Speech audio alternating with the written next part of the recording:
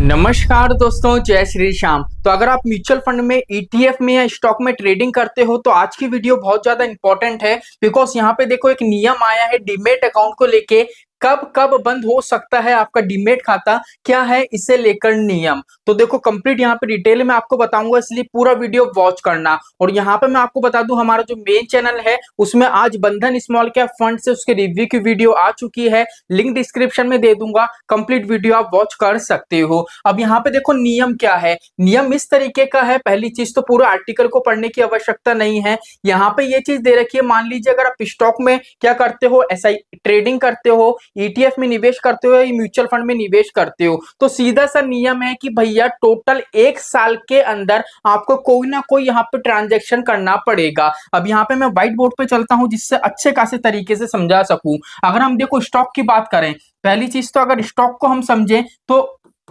Stock में तो आपको दिक्कत परेशानी आएगी नहीं, बिकॉज स्टॉक में तो हम ट्रेडिंग करते हैं। जैसे मान लीजिए 1 जनवरी को आपने ट्रेडिंग कर दी, फिर मान लीजिए पूरे साल आपने ट्रेडिंग नहीं करी, तो अगले साल की जो 1 जनवरी आएगी उसमें क्या होगा, आपका डीमेट अकाउंट क्लोज हो जाएगा। मतलब क्या होना चाहिए, साल के जो 365 दिन हैं इनमें से किसी ना किसी दिन, मतलब साल के 365 दिन में क्या करना पड़ेगा, आपको किसी ना किसी दिन ट्रेडिंग करने पड़ेगी। ऐसा नहीं हो जैसे मान लीजिए आज मैंने ट्रेडिंग कर दी, अब मैंने आज के 365 डेज तक क्या करा, मैंने कोई ट्रांजेक्शन नहीं करा, तो क्या होगा, मेरा डीमेट अकाउंट क्लोज हो जाएगा। स्टॉक का तो ये हो गया। अगर ईटीएफ की बात करें तो ईटीएफ का भी यहाँ पे सिमिलर चलेगा। लेकिन सर म्यूचुअल फंड में ये चीज बताओ कि सर अगर हम एसआईपी नहीं कर रहे हैं, हम सिर्फ लमसम कर रहे हैं, बिकॉज हमारा टारगेट तो सर 10 साल का है, 15 साल का है। मान लीजिए आज मैंने जैसे 10 लाख रुपए की सर मैंने लमसम कर दिया, और सर मान लीजिए फिर मैं 10 साल तक अगर मैं लमसम नहीं करूंगा तो क्या सर 1 साल कंप्लीट होते मेरा डीमेट अकाउंट क्लोज हो जाएगा? तो ऐसा नहीं होगा।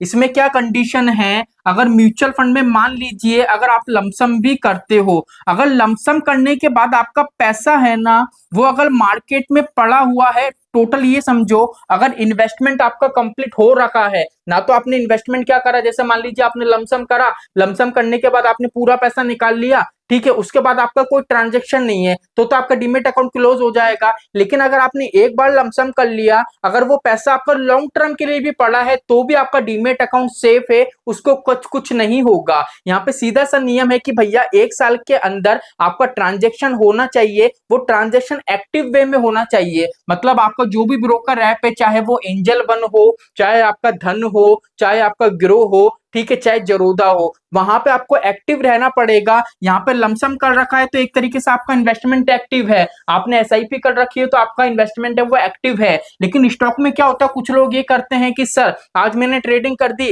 अब मान लीजिए मेरा आज नुकसान हो गया तो मैं ट्रेडिंग नहीं कर रहा हूँ काफी लॉन्ग टर्म के लिए। अगर ऐसा करते के साथ ही अगर 365 डेज से ज्यादा हो जाते हैं तो आपका डीमेट अकाउंट है वो क्लोज हो जाएगा। लेकिन मान लीजिए आपने किसी स्टॉक को ले रखा है, होल्ड कर रखा है, क्वांटिटी में परचेस कर रखा है, ठीक है, और मान लीजिए आप 10 साल 15 साल तक उसको रखना चाहते हो, तो एक तरीके से क्या है, यहाँ आपने अपने स्टॉक में इन्वेस्टमेंट कर रखा है, आपने जो स्टॉक से उसको कैरी कर रखा है, तो आपका इन्वेस्टमेंट है वो एक्टिव है। अगर इन्वेस्टमेंट एक्टिव है तो यहाँ पे आपका डीमेट अकाउंट सेफ है, डीमेट अकाउंट आपका क्लोज नहीं होगा। तो आई होप आज की वीडियो से कंप्लीट समझ में आ गया होगा, कोई भी आपका डाउट नहीं होगा। फिर भी अगर कोई डाउट होता है तो कमेंट करके आप जरूर पूछ सकते हैं। तो चलिए आज के लिए इतना ही, मिलते हैं हमारी नेक्स्ट वीडियो में। बंधन स्मॉल कैप फंड की रिव्यू की वीडियो देखनी है तो इस वीडियो पे क्लिक करके वो वीडियो आप वॉच कर सकते हैं।